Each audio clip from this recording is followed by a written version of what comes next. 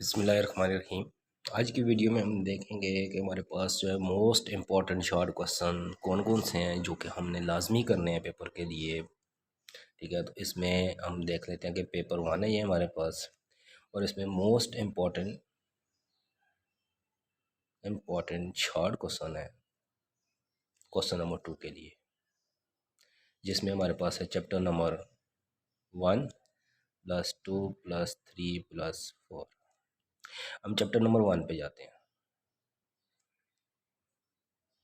तो chapter number 1 में हमारे पास जो मोस्ट इम्पॉर्टेंट है, फर्स्ट हम देख लेते हैं कि हमारे पास एक्सरसाइज में से जो है मोस्ट इम्पॉर्टेंट जो रिपीटेड क्वेश्चन है हमारे पास वो है 1.1,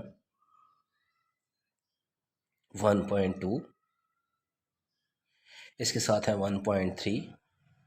सेम इसके साथ फिर हमारे पास जो है नेक्स्ट में आ जाता है, हमारे पास इसका जो क्वेश्चन है जो इम्पोर्टेंट है वो 1.6 है। 1.6 के बाद हमारे पास जो इसका मोस्ट इम्पॉर्टेंट क्वेश्चन है जो बार बार रिपीट किया गया और पूछा भी गया है, ठीक है, वो हमारे पास 7 और 1.8 है। ठीक है, तो ये हमारे पास जो क्वेश्चन है ये मोस्ट इम्पॉर्टेंट क्वेश्चन है एक्सरसाइज के। ठीक है, एक्सरसाइज के इनको मस्ट आपने देखना है। उसके बाद हमारे पास इस चैप्टर में एडिशनल क्वेश्चन जो हमारे पास इसमें से पूछे जा सकते हैं, उनमें हमारे पास पहला एडिशनल क्वेश्चन इसमें आता है कि हमसे कि साइंस क्या है। ठीक है, या आइडिया ऑफ साइंस हमारे पास क्या है, या हमारे पास ये पूछ सकता है कि, ठीक है, सबसे पहले अगर हम टॉपिक पे चले जाएं हमारे पास साइंस के बारे में इंफॉर्मेशन के ऊपर चले जाएं, क्योंकि इन्फॉर्मेटिव बेस्ड क्वेश्चन भी आपसे इस दफ़ा पेपर में पूछे जाने हैं। तो उस इन्फॉर्मेटिव बेस्ड क्वेश्चन के अंदर से आपसे पूछ सकता है कि मेन फ्रंटियर ऑफ, ठीक है,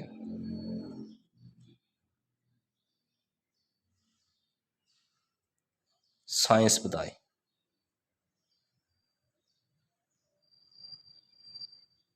ठीक है, दूसरा हमारे पास क्वेश्चन हमारे पास ये पूछ सकता है कि मेन फ्रंटियर के बाद जो है कि ब्रांचेस ऑफ साइंस क्या है। ठीक है, या ब्रांचेस ऑफ मेन ब्रांचेस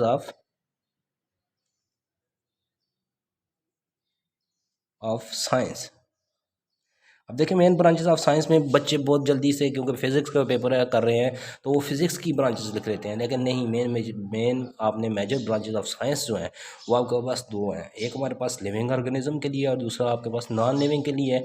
तो इसका मतलब ये होगा कि एक लिविंग ऑर्गेनिज्म होती है और नॉन लिविंग। तो लिविंग ऑर्गेनिज्म की बात करेंगे तो वो हमारे पास कौन कौन सी है, नॉन लिविंग की बात करेंगे वो कौन कौन सी है, तो एक बायोलॉजिकल साइंसेज है और दूसरी फिजिकल साइंसेज। तो वो आपने अच्छी तरह पढ़ा हुआ है, इसको आपने देखना है। उसके बाद तीसरा क्वेश्चन हमारे पास इसमें ये पूछ सकता है आपके पास जो है रेडियन और स्टे रेडियन में क्या फ़र्क है। ठीक है, रेडियन एंड स्टे रेडियन कि इसमें डिफरेंस बता दें और इसकी हमारे पास जो है यूजेस बता दें, ये क्या है, ये कहाँ से आए हैं और इनका क्या मकसद है हमारे पास। विद डायग्राम आपने इनको बताना होता है। ठीक हो गया, तो ये चीज़ें आपने अपने माइंड में रखनी है। उसके बाद आपके पास नेक्स्ट में आपसे पूछ सकता है कि आपके पास जो है साइंटिफिक नोटेशन क्या है। ठीक है, साइंटिफिक नोटेशन ये भी इम्पॉर्टेंट क्वेश्चन है कि आपके पास साइंटिफिक नोटेशन क्या है और आप कौन कौन सी साइंटिफिक नोटेशंस को इस्तेमाल करते हैं, ये रूल्स फॉर साइंटिफिक नोटेशंस क्या है हमारे पास। नेक्स्ट में अगर हम देखें तो सिग्निफिकेंट फिगर की हमारे पास डेफिनेशन पूछ सकता है कि सिग्निफिकेंट फिगर क्या है और उनके रूल्स बता दें।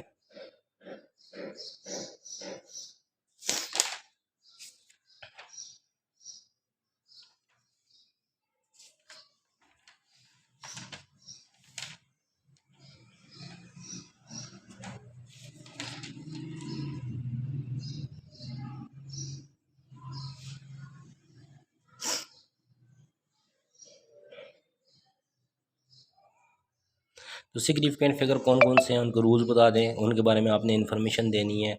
ठीक है, और उनके बारे में आपने आप उसके बारे में सारा कुछ बताना है उसको। और लास्ट में आपसे पूछ सकता है क्वेश्चन नंबर, ठीक है, 6, इसका जो एक्स्ट्रा बन सकता है उसमें वो पूछ सकता है कि हमारे पास जो है इसी चैप्टर की जो प्रॉब्लम्स हैं, ठीक है, जो आपने देखने हैं चैप्टर नंबर 1 के प्रॉब्लम्स जो हैं वो भी शॉर्ट क्वेश्चन में वो डाल देता है कभी कभार। और उनको हमारे पास अगर देखेंगे तो हमारे पास उसमें पहला प्रॉब्लम है 1.1। सेम इसी तरह आपने अपने देखना है तो 1.2 भी है जो रिपीट होता रहता है।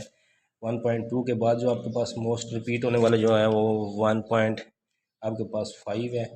ठीक है, 1.5 के बाद आपके पास जो रिपीट हो जाता है वो आपके पास जो है, ठीक है, आप सब ने उस बारे में देखा भी हुआ है। 1.6 है, 1.6 के साथ आपके पास जो है वो 1.7 भी है, और 1.7 के बाद लास्ट में आपके पास यहाँ से एक न्यूमेरिकल आता है, और वो आपके पास जो लास्ट न्यूमेरिकल है वो 1.9 है।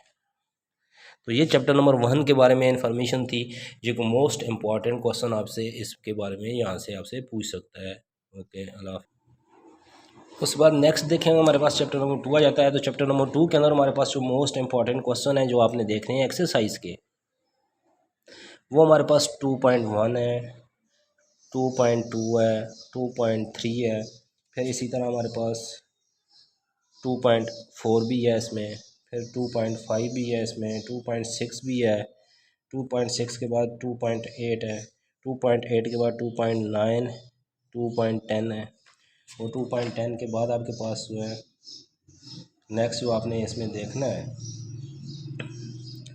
2.14 है, जो MCQs टाइप में आ जाता है।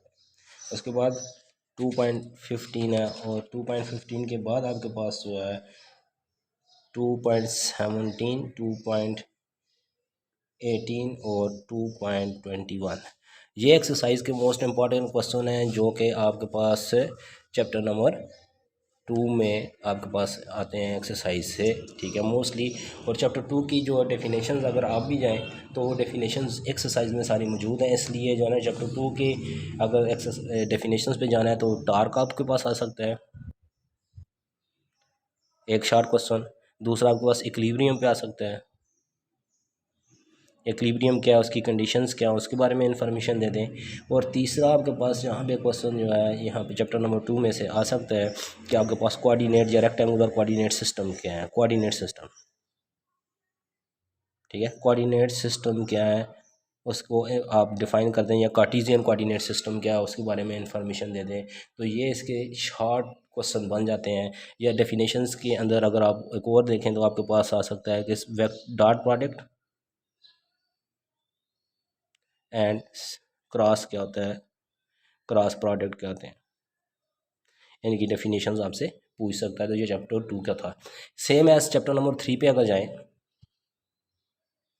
ठीक है, तो चैप्टर नंबर 3 के तो सेम एज चैप्टर नंबर 3 के अंदर हम आपके पास जो है 3.1 है एक्सरसाइज का, इसी तरह 3.2 है आपके पास एक्सरसाइज का, 3.3 है एक्सरसाइज का, इसी तरह 3.4 है एक्सरसाइज का, ठीक है, जिसको आपने बल्कि 3.4 को आप छोड़ दें और MCQs टाइप में आ सकता है आपके पास। इसी तरह आपके पास जो है 3.5 है, 3.5 के साथ साथ आपके पास 3.6 है, MCQs में भी आता है और शॉर्ट दोनों में आता है।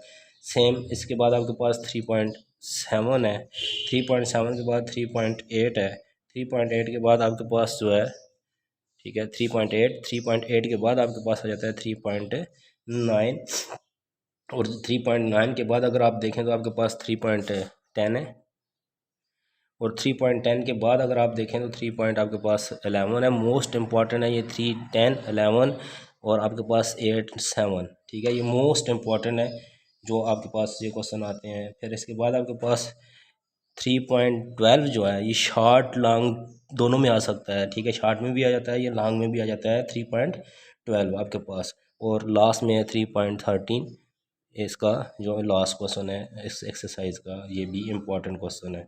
तो ये चैप्टर नंबर 3 से था। अगर इसमें डेफिनेशन आ गई तो वाटर फ्लो की आती है, वाटर फ्लो की एक्सप्लेन करें डेफिनेशन क्या है, या रॉकेट इक्वेशन आ जाती है, ठीक है, रॉकेट इक्वेशन,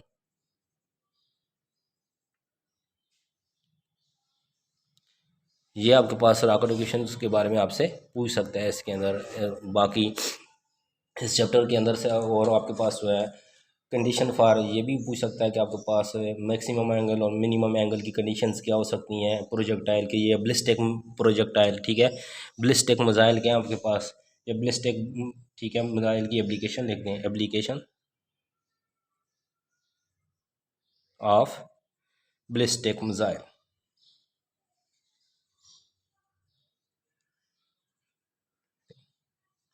ठीक है, कि आपके पास ब्लिस्टिक मिसाइल की एप्लीकेशंस क्या हैं उसके बारे में आप इन्फॉर्मेशन दे दें। ये चैप्टर 3 था और ये क्वेश्चन नंबर 2 यहाँ पे आपको